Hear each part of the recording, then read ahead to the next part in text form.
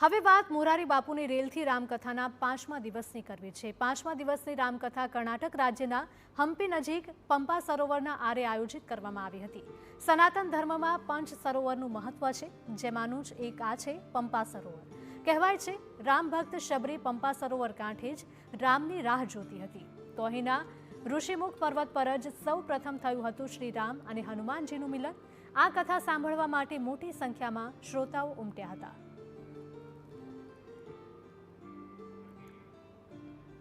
રામકથાકાર મોરારી બાપુની કથાનું જમા પાસું છે, જે કથાની ચોપાઈ, ભજન અને ગીત, ફિલ્મી ગીત હોય કે ગઝલ, રામકથા રસને માણનારા અને પીરસનારા રસિકોને આ વાત સૌથી વધુ આકર્ષે છે।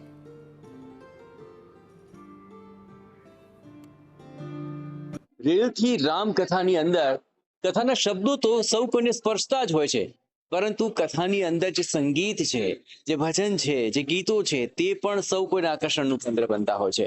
અને આ પરંપરા વર્ષો વર્ષ જળવાઈ રહી છે।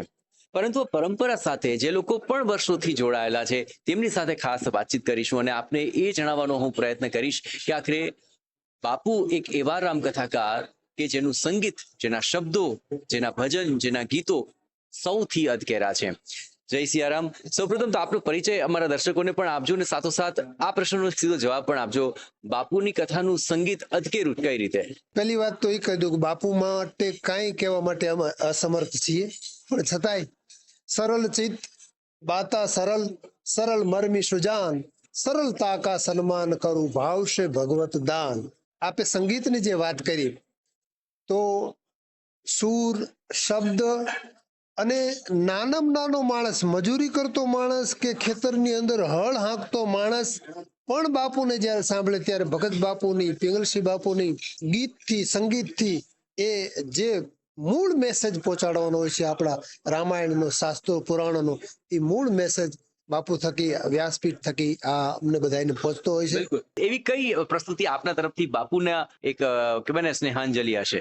ખાસ કરીને બાપુ મને ભગત બાપુની એક કવિતા છે, ભરોસે રહેવાય, એ ગવડાવે છે, એની એક કડી આપને સંભળાવું કે ભાજી જેનો ભરોસે રેવાયજી, ભરોસે રેવાય, એમાં કાંઈ ના પણ નો રે ડોળાય, ભાઈ જેના ભરોસે રેવાય। એટલે વ્યાસપીઠ સાથે બધા શ્રદ્ધાથી જોડાયેલા છે અને ભરોસો શબ્દ ઉપર ખૂબ જ બાપુ ભાર મૂકતા હોય છે। અને આ ભરોસો દિન દિન દ્રઢીભૂત થતો જાય છે। અને સૌથી મહત્વપૂર્ણ બાબત એ છે કે બાપુ પણ એના એ છે, બાપુની કથા પણ એની એ છે, પણ દર વખતે જે ઉમેરણ થઈ રહ્યું છે એ આ ભાવ જગતનું છે, આ ભરોસાનું છે, અને તેને જ કારણે વારંવાર રામ ભક્તો તેમની કથામાં જતા હોય છે। ભારતીબેન, આપની સૌથી પહેલી બાબત જ મારે જાણવી છે કે આપનો ભાવ આટલો દિન દ્રઢીભૂત કેવી રીતે થઈ રહ્યો છે બાપુ સાથે? બાપુ એક એવી વ્યક્તિ છે, એને માં કયો કે બાપ કયો કે સદગુરુ કયો કે સર્વસ્વ કયો। ત્યાં જ્યારે મને બાપુ પહેલી વાર મળ્યા વોશિંગ્ટનમાં, તો બાપુ આવ્યા ને મારી નજીક, કેમ છો ભારતીબેન? મેં કીધું બાપુ મને તમારી સાથે લઈ જાઓ, એમ બોલી ગઈ પહેલી વાર। અને એ મને બાપુ હા બાપા આમ જ કર્યું, હા બાપુ। એટલે સાંજે પછી રવિવારે તો છૂટું પડવાનું, શનિવારે સાંજે મેં બાપુને કીધું બાપુ કાલે તો આપણે છૂટા પડવાના કા, એમ કરીને તો ચોધાર આંસુએ રડી પડી કે ત્યારથી થયું કે બાપુ કંઈક છે આપણા માટે, એમણે જ આપણને ખેંચી લીધા છે, આપણે સદગુરુને ઓળખતા જ નથી। બાપુ કયું એ પ્રસ્તુતિ સાંભળવા હંમેશા ઈચ્છતા હોય છે? અમે પણ જરૂર એ સાંભળવા ઈચ્છીશું। जब जब बहार आई और फूल मुस्कुराए, मुझे तुम याद आए,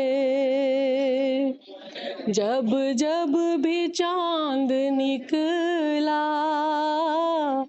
और तारे जगमगाए, मुझे तुम याद आए।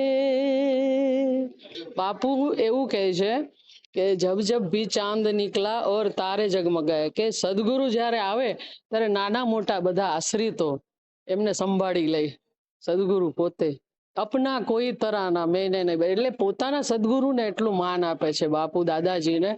એટલે એ રીતે બાપુ આધ્યાત્મિક રીતે સમજાવતા હોય ત્યારે આપણને એમ થાય, ત્યારે આપણે વાંચતા હોય ને ત્યારે રીતસર આંખમાં પાણી આવે છે કે બાપુએ આપણને આ શબ્દ સમજાવ્યો કે સદગુરુ શું ન કરી શકે. વાહ વાહ, બહુ જ સરસ. આખરે પ્રભુ રામની ચોપાઈ હોય કે પછી અન્ય કોઈ પણ બાબતો હોય, લોક સંગીત હોય, પરંતુ આ જે લોક ગાયકી છે તેમાં ભાવનું એક એવું મિશ્રણ જોવા મળે છે કે જેને કારણે સૌ કોઈનું ભાવ જગત બાપુ સાથે હંમેશા જોડાયેલું રહે છે. અને એટલે જ અન્ય કથાકારો કરતા મોરારી બાપુ રામ કથાકારની કથાની અંદર આ સંગીતનું પાસું સૌ કોઈને જકડી રાખે છે. જયેશ પારકર, રેલથી રામ યાત્રા.